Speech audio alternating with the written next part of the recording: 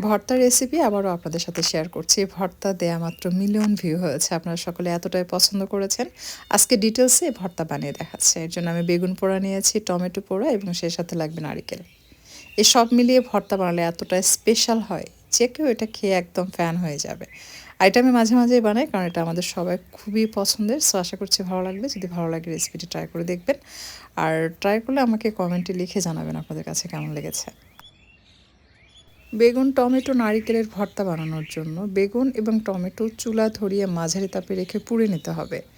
ঠিক এরকম পোড়া পোড়া করে পুড়ে নেবেন, এতে স্মোকি ফ্লেভার ক্রিয়েট হয়, যেটার জন্য ভর্তা খেতে অসম্ভব মজার হয়।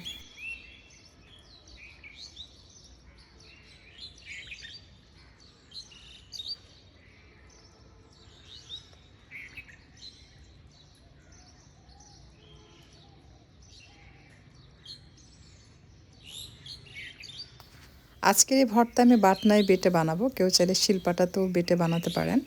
প্রথমেই বাটনায় টমেটো নিয়ে বেটে নিতে হবে। এরপর দিয়ে দিচ্ছি পোড়া বেগুন, এটাও বেটে নিলাম। সেই সাথে দিয়ে দিচ্ছি ফ্রেশ নারকেল কোড়ানো, দিয়ে এটা এর সাথে খুব ভালোভাবে মিশিয়ে নিতে হবে। আর দিয়ে দিচ্ছি রসুন, ছোট ছোট 3 কোয়া, সাথে 5টি শুকনো মরিচ এবং সরিষার তেল। খুব ভালোভাবে এটাকে বেটে নিতে হবে যেন মরিচ খুব সুন্দরভাবে মিশে যায়। এর সাথে দিয়ে দিলাম পেঁয়াজ, 1 মুঠ পরিমাণ পেঁয়াজ। এর পরিমাণটা ভর্তায় বেশি হলে বেশি ভালো লাগে। সাথে ধনিয়ার পাতা কুচি দিয়ে জাস্ট মিক্স করে নিয়েছে। এখন স্প্যাচুলার সাহায্যে সব কিছু মিক্স করে নেবেন এবং এই সময় টেস্ট করে দেখবেন লবণ ঠিক আছে কিনা। লবণ ঝাল একদম পারফেক্ট একটি বেগুন এবং 2টো টমেটোর জন্য। লবণটা আপনারা টেস্ট করে দেখবেন, যে যার স্বাদ মতো কমে বাড়ে অ্যাড করে নিতে পারবেন। তবে ঝালটা একদম পারফেক্ট। 5টা শুকনো মরিচের ভর্তায় যেরকম ঝাল সবাই খেতে পারে, ঠিক সেরকম একদম ঝালও হবে না, আবার ঝালটা কমও হবে না।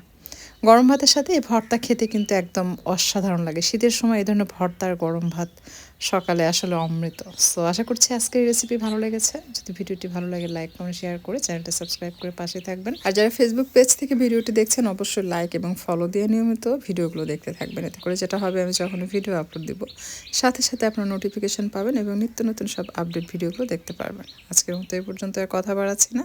আপনাদের সকলের সুস্বাস্থ্য কামনা করে বিদায় নিচ্ছি। ভালো থাকবেন সবাই। আল্লাহ হাফেজ।